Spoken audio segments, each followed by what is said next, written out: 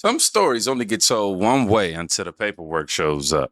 Today, we're looking at what happens when public figures treat unverified deaths like modern day lynchings and then have to answer for it in writing. We're starting with the claim, then the lawsuit that followed, then the bigger conversation Black people are having about history, money, and political loyalty. Stay with me because first up, a sitting congresswoman listed names of Black people she says were found under mysterious circumstances. Listen close to the three names she uses. I am concerned about the fact that we continue to see these mysterious deaths taking place in places like Mississippi. And historically, whether it's Nolan Wells or Tasia or the long list of names that we could go through, Sean, that are being found hung or otherwise under these mysterious circumstances, when it is clear to everyone on the outside that y'all are just failing to investigate. I am concerned. Okay, so she named Sean, Tasia, and Nolan Wells. Okay, so medical examiner ruled Sean's death suicide. Tasia Fortunes, I believe that's how you say her last name, her boyfriend was arrested, and Nolan Wells had no signs of trauma or foul play as of today. That's not a small detail. That's the entire foundation of the claim. When elected officials treat incomplete stories like proven racial violence, it doesn't just mislead people. It trains an entire community to expect the worst explanation first and the evidence last. And that right there is a very, very dangerous habit. You don't want to create that one.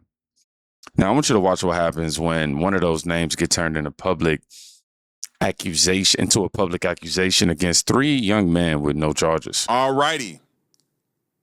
Al Sharpton has barked himself up the wrong tree.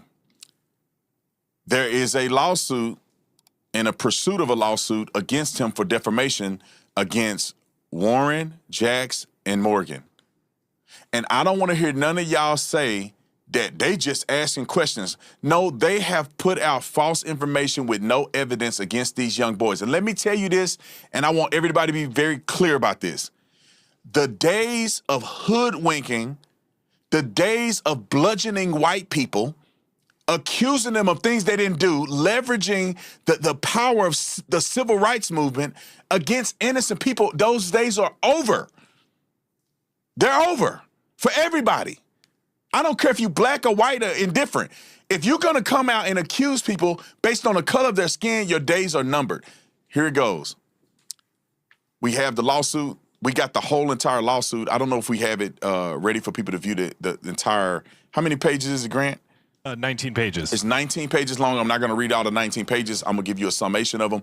Do we have the link for them to actually go and look at all 19 pages? Not quite yet. We're trying to figure out how to do that appropriately. By the end of the live stream, we should have a link for you. If you want to go look at the entire document as it is, Sarah Fields, I don't know if you follow her or not, she actually had the initial leak of this, and we have it here for you. We did a summation of it so you don't have to read all that stuff. But if you want to go read it and verify what we're saying, we'll find a way to present it, either through Sarah Fields' link or we'll do a link on our Substack so we can have it all there for you. Okay, so 19 pages, not a tweet or a press conference, a formal letter telling Al Sharpton to retract, apologize, and preserve evidence, or get sued. You can call something activism all day long, but the second you put names and implications on real people without proof, the legal system doesn't care about your intentions. It cares about what you said and whether it was true.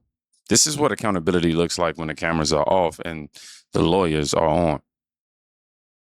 Now, while some people are busy rewriting recent deaths into racial myth, I want you to look at the history they never want examined. White human beings thought there's a world here and we own it. Prior to them, Black and brown people have been sailing across oceans, interacting with each other for centuries without total subjugation, domination, and colonialism. Have y'all heard of Dahomey? Not your homie or my homie. I'm talking about Dahomey, the Dahomey tribe. Now, the African kingdom of Dahomey, which is now known as a small little nation in Africa, Benin, was, let's just say, involved in the transatlantic slave trade. As a matter of fact, check this out. Major and active participant in the Atlantic slave trade from the early 18th century until the mid 19th century, becoming a wealthy and powerful military state as a result of slavery. Now it gets worse.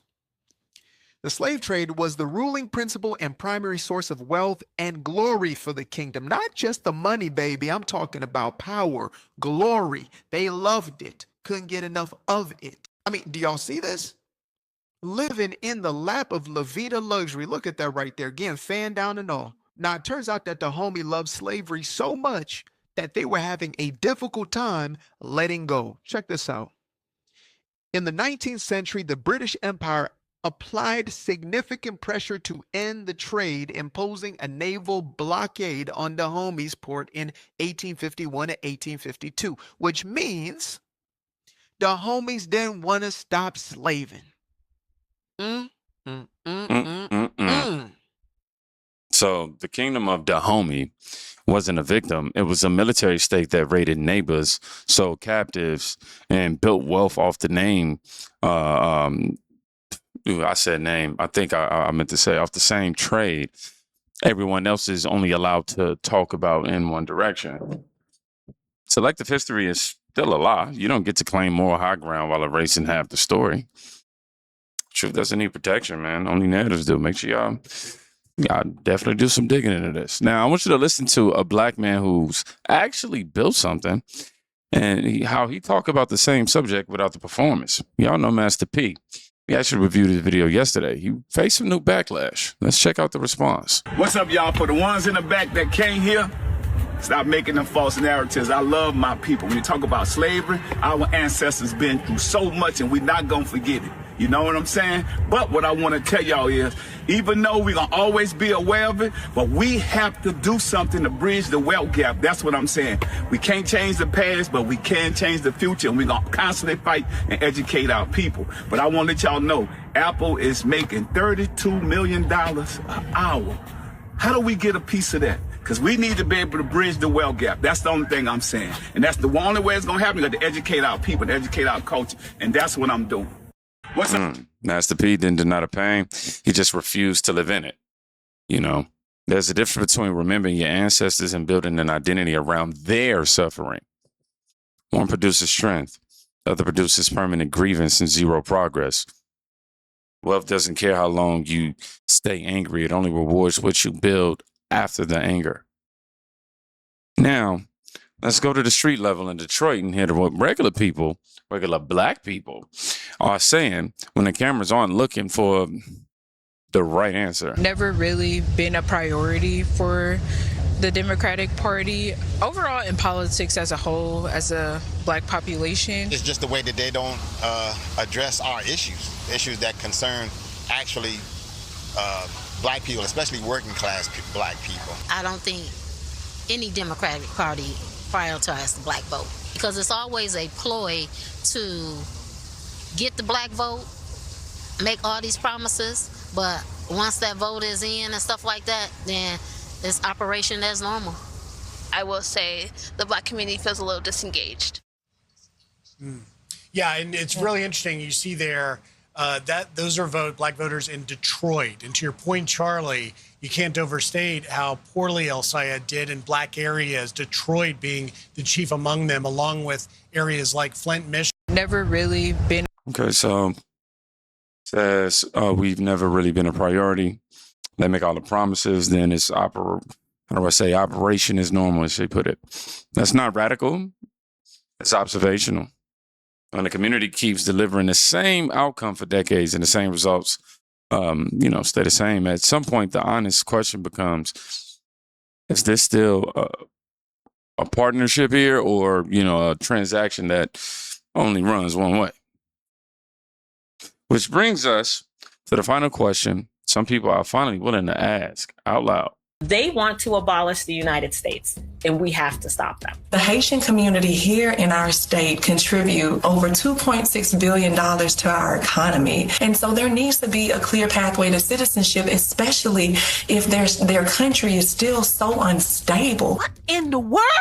If she feels so strongly about this, why is she here? Go to Haiti. What the hell do Haitians provide for our economy, except that we have to, again, support them, to let them freeload off of us? And truth be told, KJ, you notice more and more of these DSA types, they're not necessarily saying they need black votes. Nope. They're not even using black people in their sentences, okay? They're talking about the Haitians and the illegals and the Somalis. They're not even talking about black Americans. That goes to show you, Democrat Party, if you will, or black people who vote Democrat, you are only necessary to the Democrat Party when you're necessary.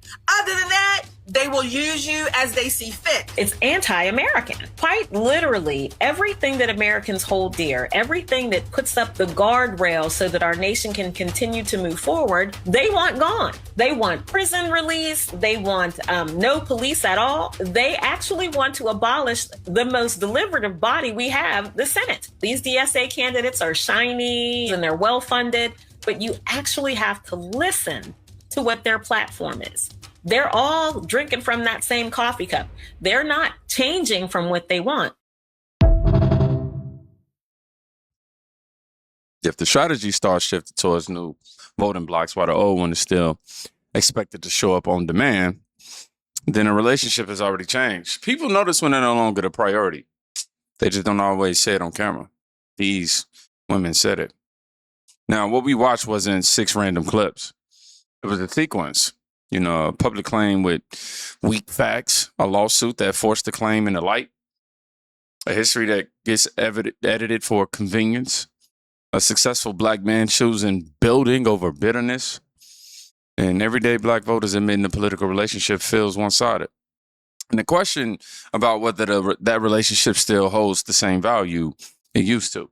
You don't have to pick a team to notice when a story is being sold, you know, it doesn't match the evidence on the table. Plain and simple. Truth has a way of surviving the people who try to manage it. And if you made it to the end of this video, I want you to write a word. Put evidence on the table. I'm giving y'all sentences today. And I'll leave you with Jeremiah 6:14. They have healed the wound of my people, lightly saying, peace, peace, when there's no peace. Be safe. Go check on somebody today. You can quite literally be saving their life. Peace.